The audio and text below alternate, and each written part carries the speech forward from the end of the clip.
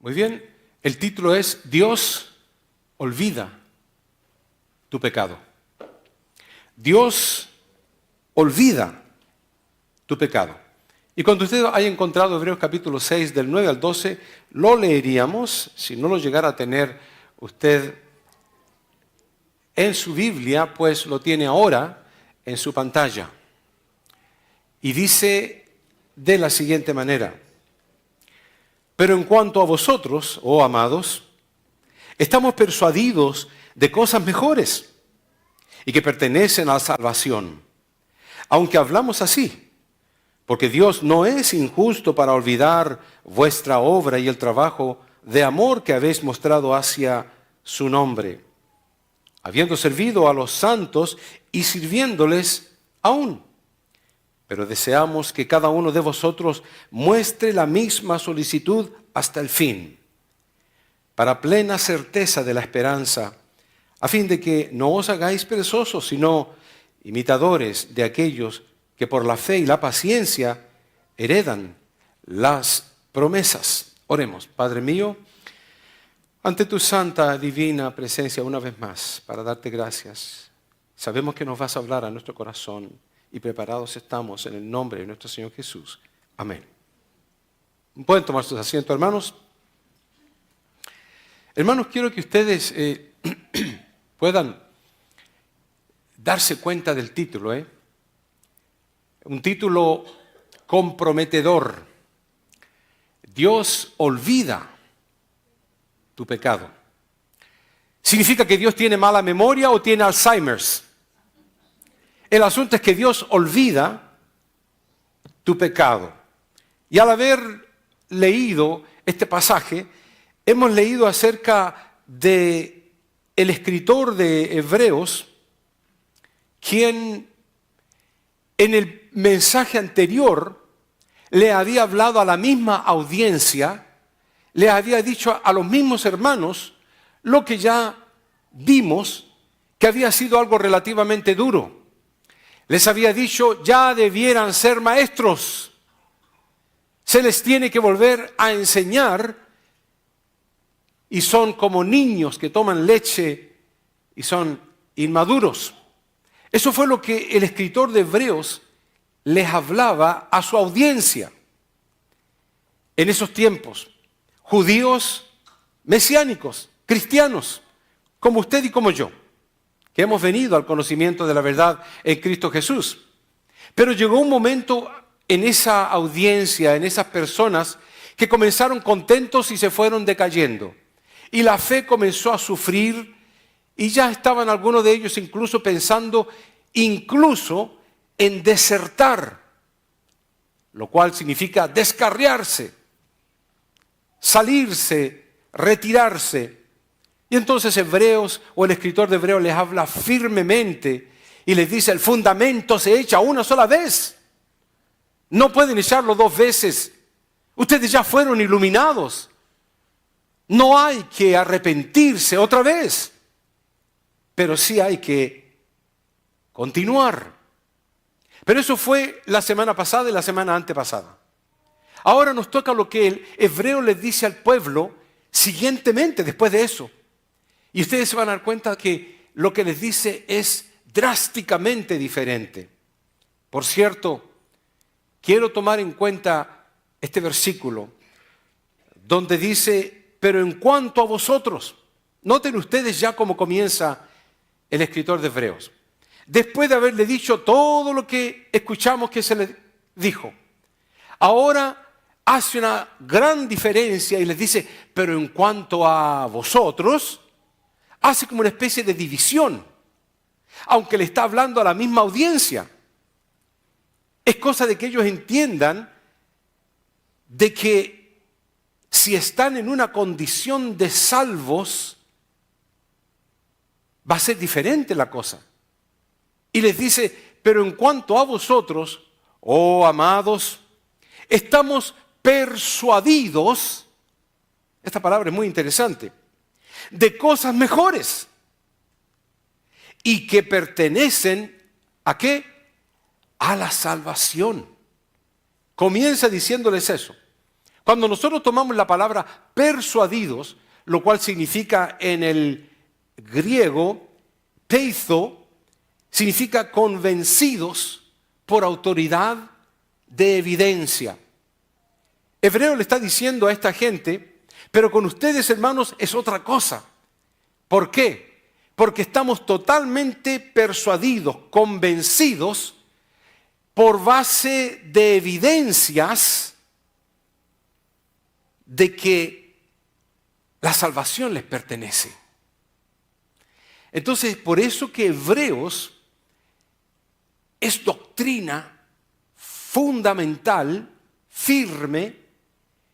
El que quiere creerla por base de fe, se beneficia. Y el que duda, lo pierde todo. Por eso que la palabra del Señor lo dice en Juan 3:16, porque de tal manera amó Dios al mundo, que dio a su Hijo unigénito para que todo aquel que fe, eso es fe, para todo aquel que crea, no se pierda, va a tener vida eterna. Pero inmediatamente después de ese versículo 16, viene el 17 y el 18, dice, porque todo aquel que no cree, ya está condenado. Todo aquel que no cree ya está condenado. La diferencia entre condenación y salvación es una pequeña palabra que tiene dos letras. Fe.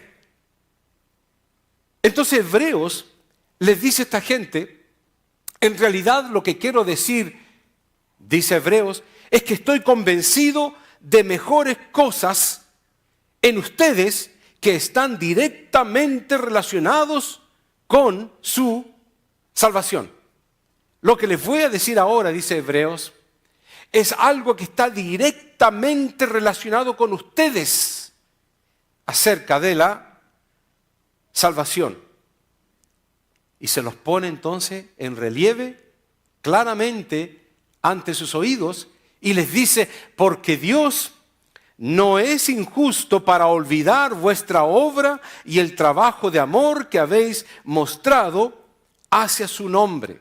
Entonces yo voy a tratar de ir explicando esto lentamente. ¿Qué les quiso decir el escritor de Hebreo cuando les dijo, porque Dios no es injusto para olvidar vuestra obra y el trabajo de amor que habéis mostrado hacia su nombre? En otras palabras, Dios no es injusto para olvidar tu obra y trabajo de amor exclusivamente. Significa que tu labor de amor, Dios la recuerda. Todo lo que tú haces en amor, Dios lo recuerda. Tu acción de benevolencia, aquella acción que tú hiciste años atrás, décadas atrás, si se quiere, Dios la recuerda. ¿Pero de qué sirve que Dios la recuerde? Bueno, ahí viene lo interesante, que toda recordación de parte de Dios va a conllevar algo, y mayormente es un galardón. Tu voluntad de ayudar a los hermanos en la iglesia o en otro lugar, Dios lo recuerda. Tu gesto de bondad, cuando nadie lo supo, pero te pusiste la mano en el bolsillo y calladamente, que tu mano derecha no sepa lo que tu mano izquierda hace, y tú le entregaste a alguien que necesitaba algo y nadie lo supo, solamente Dios y tu mano izquierda o tu mano derecha, cualquiera que lo haya dado, va a llevar su recompensa. Y Dios lo anota meticulosamente en el libro de las memorias, lo cual es un libro que se va a abrir, dice, en los últimos tiempos, y se va a abrir el libro de las memorias donde están escritas todas las acciones de los santos.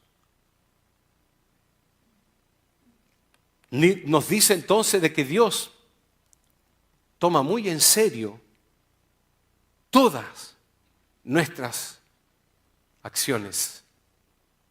Y por eso que Él dice enfáticamente, tuve hambre y me disteis de comer. Tuve sed y me disteis de beber. Fui forastero y me recogisteis. Estuve desnudo y me cubristeis. Enfermo y me visitasteis. En la cárcel y vinisteis a mí. Noten ustedes que nosotros nunca se lo hemos hecho directamente a Cristo Jesús, pero Él está diciendo, tuve sed, tuve hambre, estuve en la cárcel, estuve enfermo y todo lo demás. Y luego dice aquí para confirmar, de cierto os digo, que en cuanto lo hiciste a uno de estos, mis hermanos pequeños, a mí lo hicisteis. A Dios no se le olvida. Y Dios no tiene mala memoria, ni sufre de Alzheimer. Entonces, ¿por qué la palabra de Dios dice que Dios como tú que perdona la maldad y olvida el pecado del remanente de su heredad? ¿Por qué dice entonces la Biblia que Dios olvida? Por la voluntad permisiva de Dios. Porque cuando se trata de pecado, el pecado te va a llevar al infierno. Y Dios lo tiene latente. Está ahí el pecado, te carcome, te mata, te condena en el infierno. Y el pecado está vivo. Y te lleva a una condenación eterna. Hasta el santo momento en que aquella persona da un paso al frente y dice, acepto el regalo de Jesús. ¿Cuál es el regalo? Perdón y vida eterna. Y cuando la sangre de Jesús derramada en la cruz del Calvario hace 2000 años atrás, allá en un monte que le llaman el monte La Calavera, en donde la sangre dice que cayó, y al tocar la sangre dice que la tierra comenzó a moverse y hubo un terremoto que hasta la historia se entiende que rompía las rocas. Y la sangre del Cordero de Dios que quita el pecado del mundo cayó sobre algo que se llamaba el propiciatorio, que al contacto con esa arca del pacto, tu pecado y mi pecado eran instantáneamente pagados por el que fue maldecido en esa cruz. Por eso que la palabra del Señor dice, maldito es aquel que muere en una cruz. Eso significa que Cristo Jesús se hizo maldición por ti y por mí. Y decidió extender sus brazos y dejar que lo mataran como hombre, para poder justificarnos. Y para que Dios, cuando mirara nuestro pecado y nos diga, tú vas al infierno, de repente vea que estamos totalmente limpios. ¿Por qué? Porque la sangre de Cristo Jesús lava y limpia nuestras maldades. Entonces no es que Dios se olvide, sino que Dios, a propósito, voluntariamente, toma nuestros pecados y los hace desaparecer con la poderosa, limpiadora sangre de Cristo Jesús. Entonces podemos sí decir, Dios olvida tu pecado, sin duda alguna, pero no olvida tu labor de amor para con tus hermanos en la fe. Eso está latente. Y por eso que la palabra de Dios confirma y dice, y cualquiera que dé a uno de estos pequeñitos un vaso de agua fría solamente, por cuanto es discípulo, de cierto os digo, eso es Cristo Jesús hablando, de cierto os digo, va a suceder. Pueden poner las manos al fuego de que va a suceder, porque el que no miente lo dijo. El que promete y responde y cumple, lo dijo. Si das un vaso de agua fría a uno de esos pequeños, de cierto os digo que no perderá su recompensa. Así que si tú diste un vaso de agua o $1.000.000, no vas a perder tu recompensa ante los ojos de Dios. Por eso es que al tomar este versículo que hemos tomado desde un principio, porque Dios no es injusto para olvidar vuestra obra y el trabajo, pero aquí hay algo interesante, que no olvida vuestra obra y el trabajo de amor que habéis mostrado hacia quién. Interesante. No solamente el trabajo de amor que tú has llevado a cabo para con aquel hermano, pero la palabra de Dios nos dice que Dios no es injusto para olvidar vuestra obra de trabajo de amor que habéis mostrado hacia Él, hacia su nombre. ¿Qué significa esto? Pues nada más y nada menos que toda tu obra, tu labor, tu acción, tu trabajo y tu bondad, Dios lo toma como si se lo hubieras hecho a Él mismo. ¡Wow! ¿Cuántas veces no hemos extendido la mano y hemos saludado a alguien que está triste? Una palabra de aliento, una palabra de alegría, una palabra de dirección. Dios la toma en cuenta. O a lo mejor cuando extendiste un regalo simple y sencillo para alguien, Dios está anotándolo en el libro de las historias, de los recuerdos, de las memorias. O cuando extendiste unos $10 o $20 para que alguien pusiera gasolina en su vehículo. O le pasaste un sándwich. O lo que sea, hermano. La palabra de Dios dice de que toda obra, acción, trabajo de bondad está siendo grabado en la mente de Dios. Y Dios no se va a olvidar de eso. Por eso que la palabra de Dios nos dice tácitamente, haced tesoros en el cielo, donde la polilla y el orín no corrompen, ni tampoco hay ladrones que minan ni hurtan. Pero si tú haces tesoros aquí en la tierra y tu corazón está aquí en la tierra, ¿dónde está tu corazón? Aquí en la tierra, ahí está tu tesoro. Ya tienes ahí tu recompensa. Pero el que ríe último ríe mejor. Y los que llegan al cielo, que no tuvieron nada, que siempre estuvieron aquí por algún motivo u otro, con dificultades materiales si se quiere, y lleguen allá y vean la multitud de regalos que Dios te tiene para ti. No vas a poder comprenderlo ni entenderlo, pero te vas a recordar de que fuiste fiel con tus dádivas para Dios. Y fuiste fiel con lo que Dios te daba para entregar al necesitado. Pero quiero también tomar en cuenta algo más. Del mismo versículo que estamos hablando.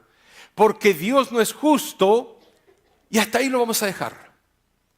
Porque esto es muy importante. Porque Dios no es justo. Me alegro de que estén prestando atención.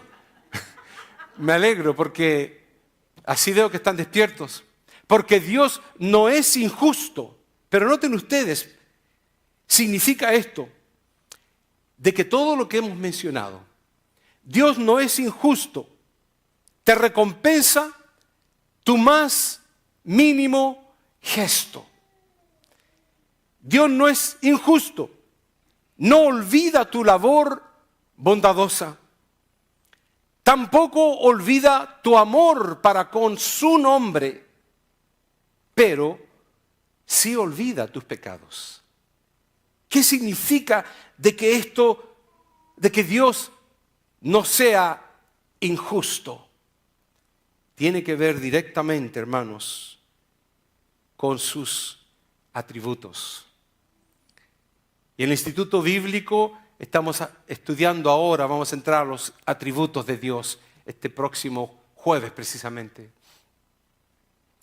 El hecho de que Dios no es injusto tiene que ver directamente con uno de sus atributos, particularmente su eterna misericordia y justicia para con nosotros. Y aquí viene algo muy interesante. Sabiendo Dios que nuestros pecados son como grana de negros, sabiendo Dios que nuestra justicia son como trapos de inmundicia, sabiendo Dios que aunque queremos hacer lo bueno, no lo hacemos, aún con toda esa condición que Dios nos describe acerca de nosotros, de que nuestras justicias son como trapos hediondos. Lo más bueno de nosotros son como trapos de inmundicia, lo mejorcito. Y Dios lo entiende perfectamente bien. De que cada minuto estamos pensando algo que no nos conviene para nuestra alma. De que todo pensamiento y toda acción de los humanos es solamente de continuo el mal. Dios sabe de esas cosas. Y aún así, Él dice en su palabra lo siguiente para que entendamos. Yo soy el que borro tus rebeliones, y aquí está la clave, por amor de mí mismo. Él borra nuestras rebeliones porque Dios se ama a sí mismo y porque Dios cumple su justicia. Y Él mismo ha dicho, con amor eterno te he amado, no lo va a revocar. Él mismo ha dicho que nos ha justificado a través de la sangre de Jesús, no va a volver el pecado a hundirnos.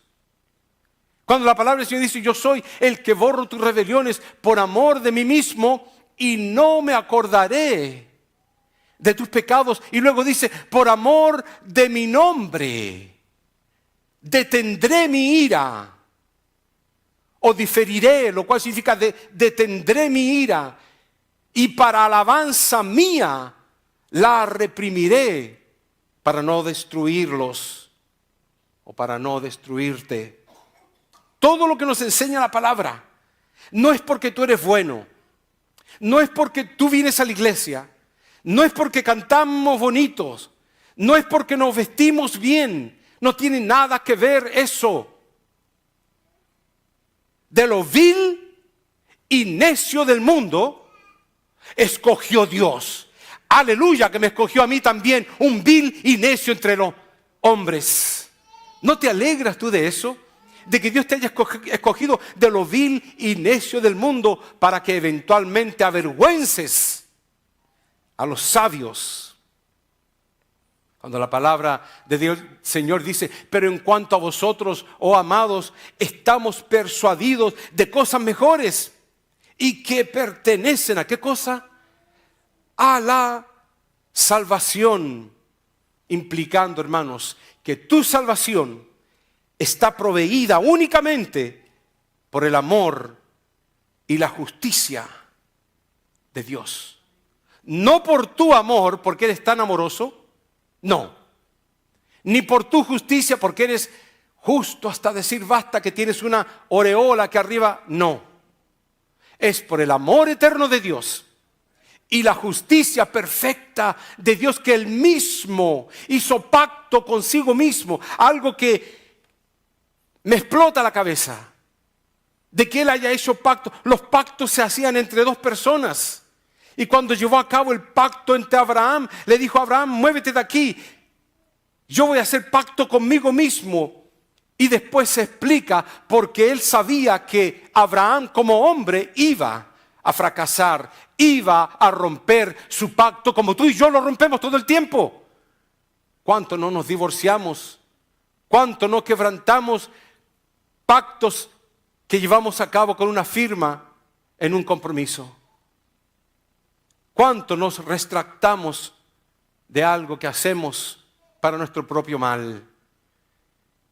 Dios tomó a Abraham, lo sacó y se hizo un pacto. La sangre de aquel animal tenía que ser rociada entre esas dos personas.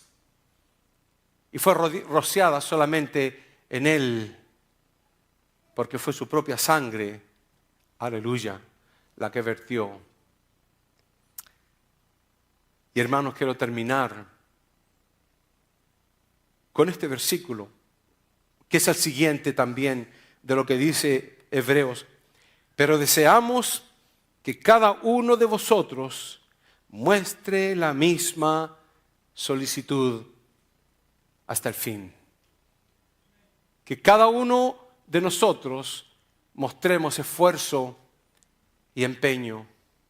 ¿Para qué? Para todo lo relacionado a lo que se mencionó antes. Tus buenas obras, tu actitud, tu voluntad de ayudar, tu voluntad de cooperar, tu benevolencia, tu corazón que tienes, dadivoso, para con el pueblo de Dios, para con los necesitados. Dice Hebreos, pero deseamos que cada uno de vosotros continúe demostrando esto mismo con esfuerzo y empeño hasta el fin. ¿Por qué? La palabra del Señor lo dice.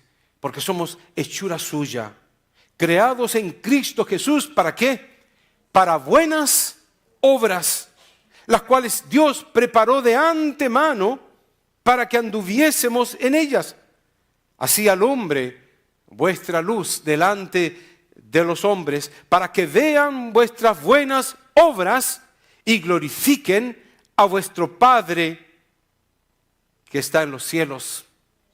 Significa esto, hermanos, que todas tus buenas obras van a promover la adoración a Dios en otros.